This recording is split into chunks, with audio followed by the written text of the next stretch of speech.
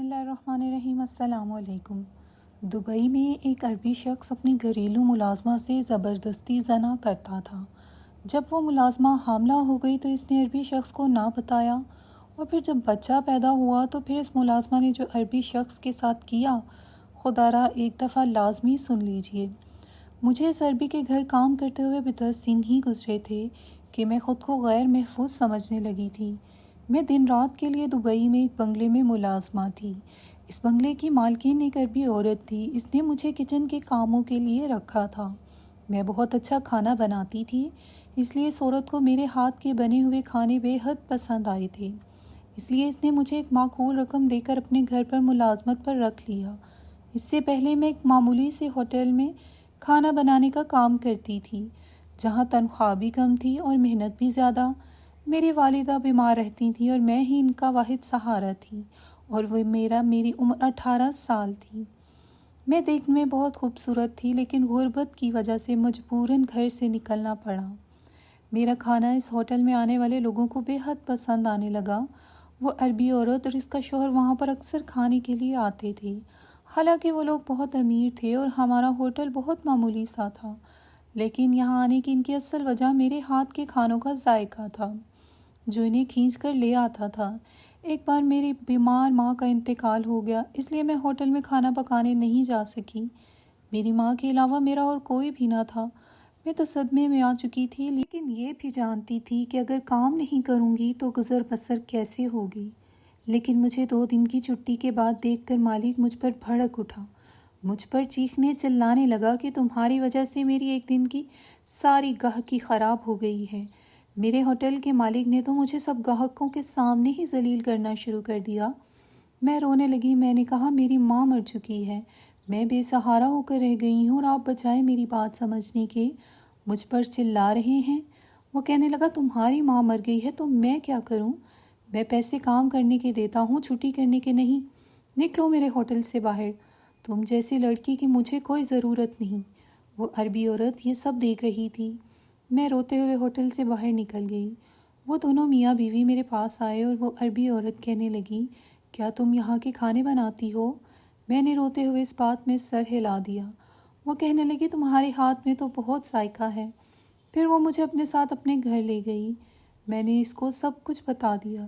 وہ کہنے لگی جتنی تنخواہ وہ ہوٹل کا مالک تمہیں دیتا تھا میں اس سے بھی زیادہ دوں گی، اور پھر تمہیں رہائش کے لیے کوارٹر بھی دوں گی جہاں پہ تم آرام سے رہ سکتی ہو، لیکن میرے پورے کچن کو آج کے بعد تم سنبھالو گی۔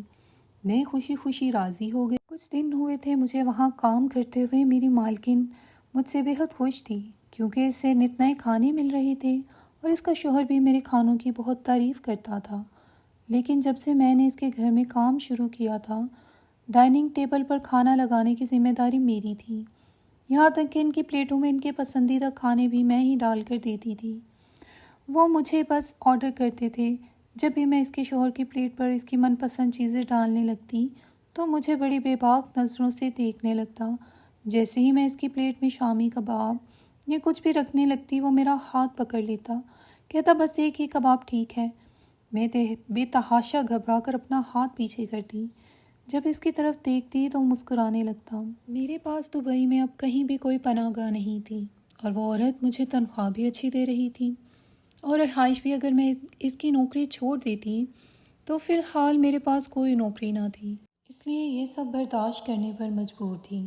ایک بار میں کچن میں شام کی چائے بنا رہی تھی۔ مالکن کا زیادہ تر وقت باہر ہی گزرتا تھا۔ وہ اپنے ڈرائیور کے ساتھ اکثر باہر ہی رہتی تھی، کبھی شاپنگ کرنے چلی جاتی، کبھی اپنی کسی دوست کے گھر۔ مالک آفس سے واپس آ کر باقی کا پورا وقت وہ لاؤنج میں بیٹھے ٹی وی دیکھتے رہتے۔ میں کچن میں کام کر رہی تھی، شام کی چائے کا انتظام کر رہی تھی۔ جب مالک کچن میں داخل ہوا، کچن میں میرے علاوہ اور کوئی بھی ملازم نہیں ہوتا تھا، کیونکہ پورا کچن صرف میرے حوالے تھا، اور آج سے پہلے مالک کبھی کچن میں آئے بھی نہیں تھے۔ اس لیے میں دوپٹہ اتارے بے نیازی سے بڑے سکون سے کام کرتی تھی۔ میں کباب فرائی کر رہی تھی جب مجھے لگا کہ میرے عقب میں کوئی کھڑا ہے۔ کسی کی تیز چبھتی ہوئی نظریں مجھے اپنے وجود پر محسوس ہوئیں۔ میں نے ایک دم ہی پلٹ کر دیکھا تو گھبرا کے پیچھے ہٹی تھی۔ مالک بالکل میرے پیچھے کھڑے تھے، اتنا قریب کہ جیسے ہی میں پلٹی میں ان کے ساتھ جا ٹکرائی تھی۔ یکدم ہی میں نے بے ساختہ قدم پیچھے کیا تو پیچھے کوکنگ رینج تھا۔ میرا ہاتھ فرائی پین کے اندر جا کر لگا جہاں کباب فرائی کر رہی تھی۔ گرم گرم تیل پر میرا ہاتھ لگتے ہی میں چلا اٹھی تھی۔ وربی مالک بھی ایک دم پیچھے ہٹا۔ میں نے اپنا ہاتھ دوسرے ہاتھ سے پکڑا اور چلانے لگی۔ وہ کہنے لگا تمہیں کیا ہوا ہے؟ میں نے کہا آپ یہاں کیا کرنے آئے تھے؟ اس بار میرا لہجہ سخت تھا۔ جلن اتنی شدید تھی مجھ سے برداشت نہیں ہو رہی تھی۔ ٹپ ٹپ میری آنکھوں سے آنسو بہنے لگے تھے۔ اس نے ایک دم ہی میرا ہاتھ پکڑ لیا اور دیکھنے لگا میری پوری ہتھیلی سرخ ہو چکی تھی۔ کہنے لگا تمہارا ہاتھ تو بہت زیادہ جل گیا ہے، لاؤ میں تمہارے توا لگا دیتا ہوں۔ میں نے اس کے ہاتھ سے اپنی کلائی کھینچی۔ میں نے کہا پیچھے ہٹیں، آپ کچن میں کیا کرنے آئے تھے اور میرے پیچھے کیوں کھڑے تھے؟ وہ کہنے لگا مجھے بھوک لگی تھی اس لیے میں نے سوچا دیکھو کچن میں تم کیا بنا رہی ہو۔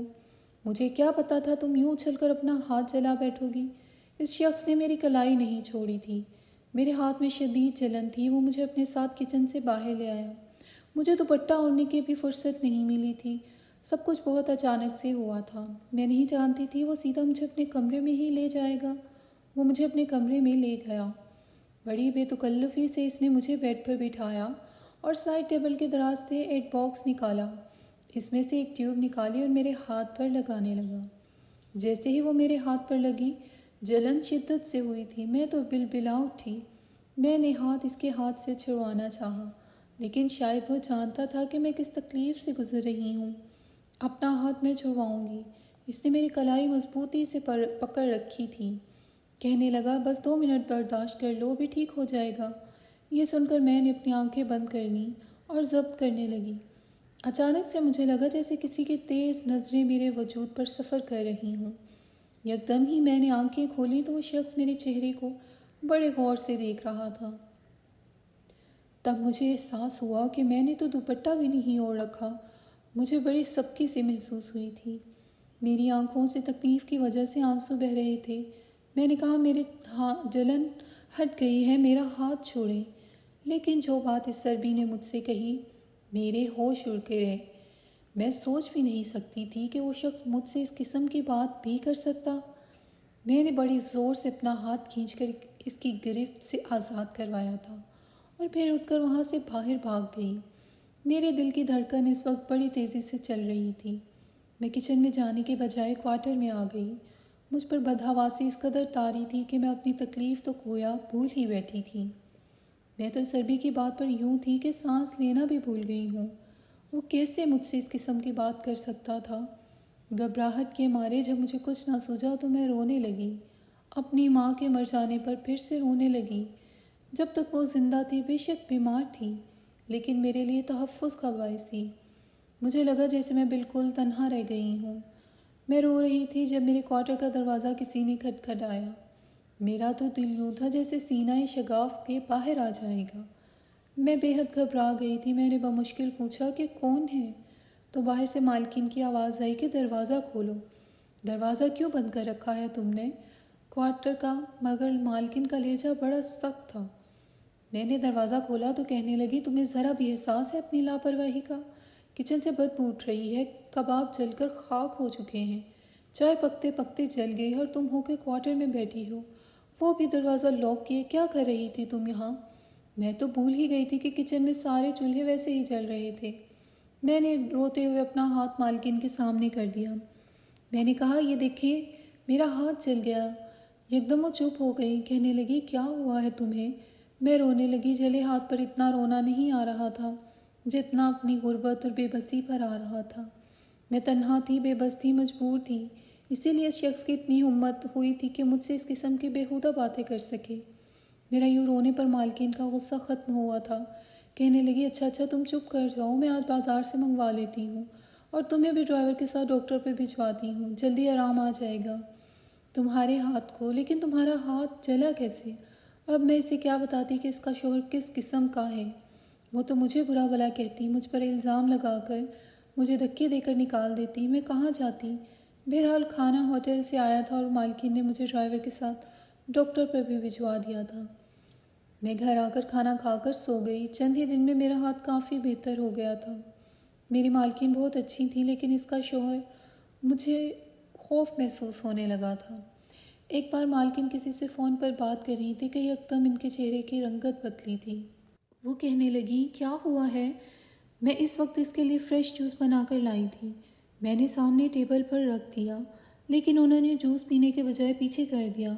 مجھ سے کہنے لگی، میرے بھائی کا ایکسیڈنٹ ہو گیا ہے، میں ہاسپٹل جا رہی ہوں، ہو سکتا ہے میں رات وہیں رک جاؤں، تم ایسا کرنا کہ میرے شوہر آئیں تو اسے کھانا دے دینا۔ پھر کہنے لگی، رات 2 بجے وہ بلیک کافی پیتا ہے، ویسے تو اس ٹائم میں بنا دیتی ہوں، لیکن میں شاید نہ آؤں تو تم اسے 2 بجے بلیک کافی دے کر ہی اپنے کمرے میں جانا، یہ نہ ہو کہ تم لاپرواہی سے سو جاؤ۔ یہ سن کر مجھے بے چینی سی ہونے لگی تھی۔ رات 2 بجے میں اس شخص کو اس کے کمرے میں بلیک کافی دینے کے لیے تیار نہ تھی۔ بہرحال میں چپ ہو گئی۔ صبح تو پھر ملازمین پر گھر پر ہوتے تھے جو کہ گھر کے کام کاج کرتے تھے، لیکن رات کے وقت یا تو میں ہوتی تھی یا پھر چوکیدار جو پوری رات مین گیٹ پر ہی ڈیوٹی دیتا تھا۔ گھر کے اندر مالکن اور مالک کے علاوہ صرف میں تھی۔ میرا کام کھانے پلانے کا تھا، اس لیے رات دیر تک مجھے ڈیوٹی دینی پڑتی تھی۔ وہ عربی مالک جان بوجھ کر کھانے کے وقت کھانا نہیں کھاتا تھا، کہتا تھا مجھے ابھی بھوک نہیں ہے، میں تھوڑا لیٹ کھاؤں گا۔ مالکن کھانا اپنے وقت پر کھاتی تھی اور 10 بجے سونے کے لیے اپنے کمرے میں چلی جاتی تھی۔ وہ شخص جان بوجھ کر مالکن کے کمرے میں جانے کا انتظار کرتا تھا۔ جب میں کوارٹر میں جانے کے لیے سب کچھ سمیٹ چکی ہوتی تو کہتا کہ تمہیں میں نظر نہیں آتا، چلو میرے لیے کھانا گرم کر کے لگاؤ۔ مجھے اس شخص کی اس قسم کی حرکتوں پر بہت غصہ آتا تھا۔ میں کھانا گرم کر کے لگا دیتی، جیسے ہی واپس پلٹنے لگتی تو کہتا پلیٹ میں ڈالو، کہ اب مجھے یہ دوبارہ سے سکھانا پڑے گا؟ تمہیں تمہاری بیگم صاحبہ نے بتایا نہیں تھا کہ کھانا پلیٹ میں بھی تم ہی ڈالو گی، یہ تمہاری ڈیوٹی ہے۔ وہ بڑے سخت لہجے میں مجھ سے بات کرتا، میں جانتی تھی وہ سب کیوں کر رہا ہے۔ جیسے ہی میں اس کی پلیٹ میں کھانا ڈالنے لگتی تو وہ میرا ہاتھ پکڑ لیتا، کہتا بس اتنا ہی کھاؤں گا۔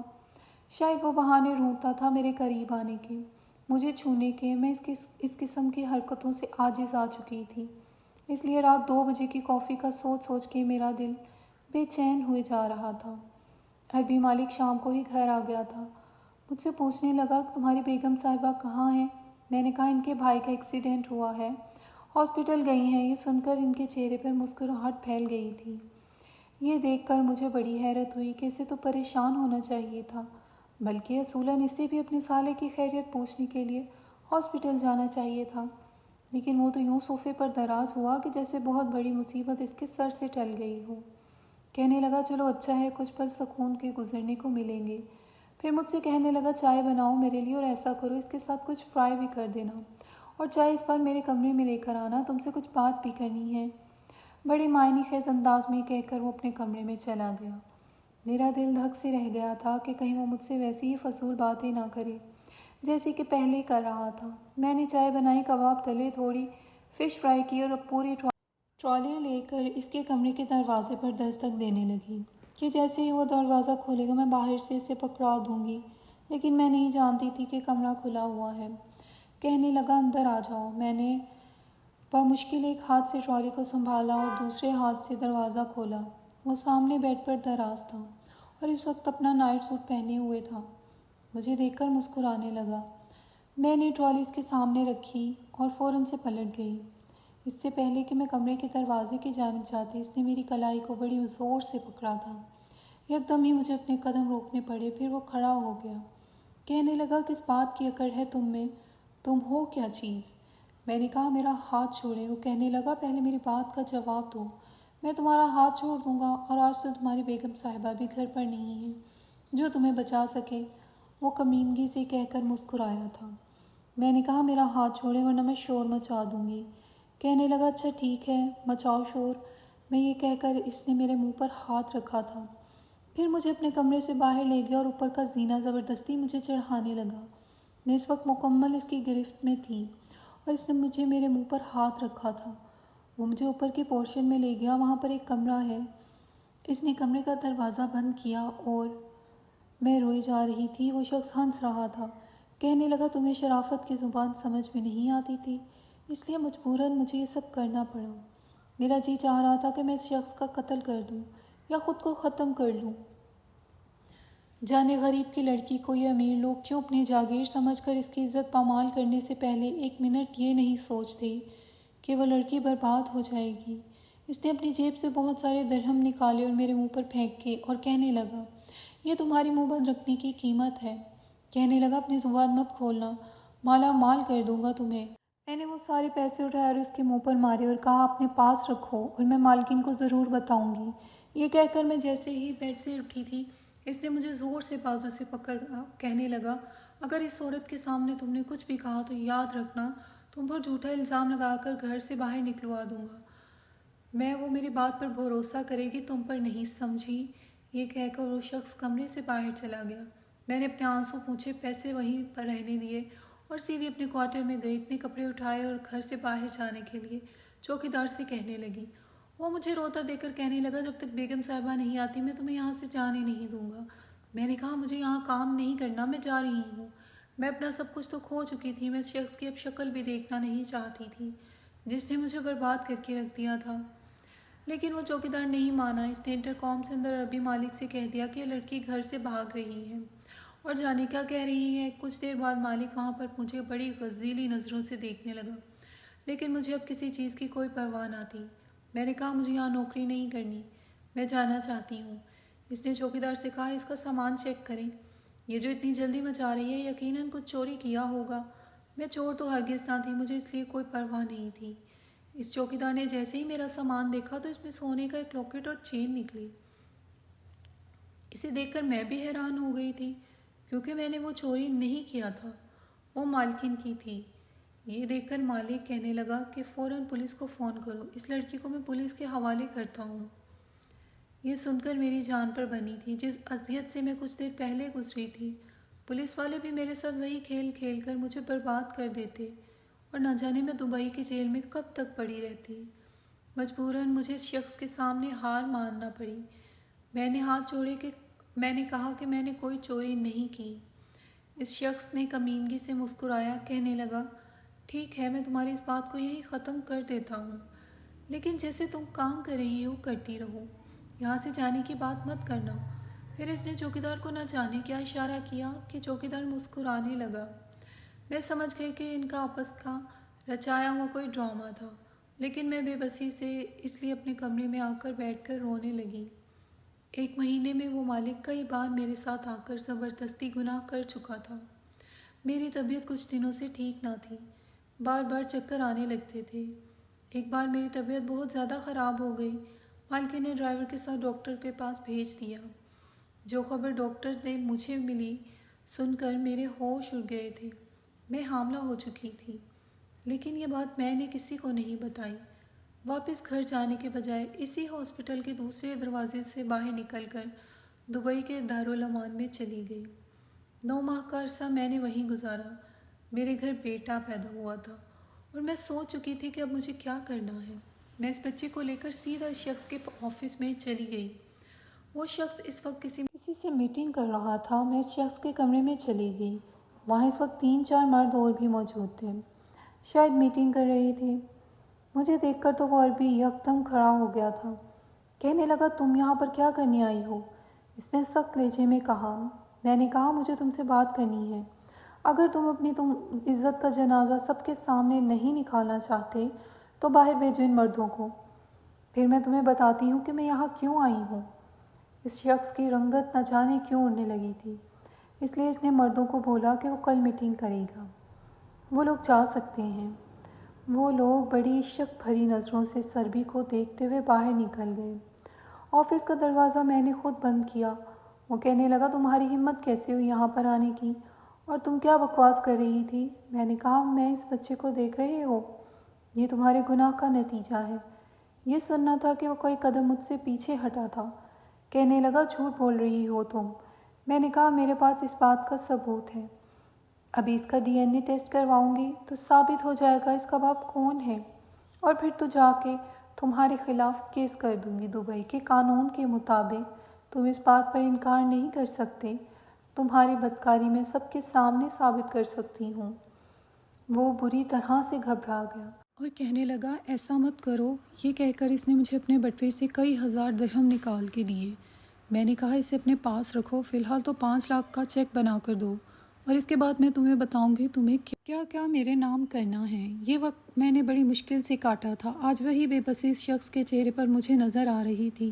اس نے جلدی جلدی 5 لاکھ کا چیک کاٹ کر دیا، کیونکہ دبئی کے قانون کے مطابق اگر اس کی بدکاری ثابت ہو جاتی تو اسے بہت کچھ میرے نام کرنا پڑتا اور اپنے بچے کے نام کرنا پڑتا، اور اسے سزا الگ ہوتی اور جگ رسوائی الگ۔ پیسوں سے میں نے ایک گھر کرائے پر لیا۔ اب مجھے جب بھی پیسوں کی ضرورت ہوتی میں عربی کو کہتی تھی کہ مجھے اتنے پیسے کا چیک میرے گھر پر دے کر جاؤ، جس سے میں اس کے بچے کی کفالت کروں۔ وہ پیسے مجھے خود دینے آتا۔ میرا بچہ 1 سال کا ہو گیا تھا۔ ایک بار وہ شخص آیا تو میں اس وقت نہا رہی تھی۔ دروازہ ملازمہ نے کھولا تھا۔ وہ اندر داخل ہو گیا۔ جب میں نہا کر باہر نکلی تو اس کی گود میں اپنے بچے کو دیکھ کر پریشان ہو گئی۔ وہ اس سے پیار کر رہا تھا۔ میں جلدی سے اس کے پاس گئی اور بچہ چھین لیا، اپنے ساتھ لگا لیا۔ میں نے کہا خبردار جو تم نے اس کو ہاتھ لگایا تھا۔ وہ کہنے لگا یہ میرا بچہ ہے، میں تم سے نکاح کر لیتا ہوں۔ بے شک میں نے تمہارے ساتھ جو کیا صرف گناہ کی نیت سے کیا تھا، لیکن میں کئی سالوں سے اولاد کے لیے ترس رہا ہوں۔ اس بچے کو دیکھ کر میں نہ جانے کیوں بے چین سا رہنے لگا ہوں، لیکن میں نے انکار کر دیا۔ عین اسی وقت میرے گھر کے دروازے پر دستک ہوئی۔ میں نے دروازہ کھولا تو مالکن کو دیکھ کر میرے اور اس عربی مالک کے ہوش اڑ گئے۔ وہ کہنے لگی مجھے پہلے ہی شک تھا تم ضرور کسی عورت کے چکر میں ہو، پر یہ نہیں جانتی تھی تم ملازمہ کے ساتھ یہ سب کرو گے۔ میں نے مالکن کو ساری بات بتا دی۔ مالکن نے اس بچے کو دیکھا تو کہنے لگی کہ میں تمہیں پوری عزت دلاؤں گی، تم میرے شوہر سے نکاح کر لو اور تمہارے بچے کو بھی اچھا مستقبل مل جائے گا۔ میں اس عربی کے ساتھ کوئی بھی تعلق قائم نہیں کرنا چاہتی تھی، لیکن نکاح اس لیے کر لیا کہ میرا بیٹا عزت سے زندگی گزار سکے۔ مزید ایسی اچھی ویڈیوز کے لیے میرے چینل کو سبسکرائب کیجیے، اس ویڈیو کو زیادہ سے زیادہ لائک کیجیے۔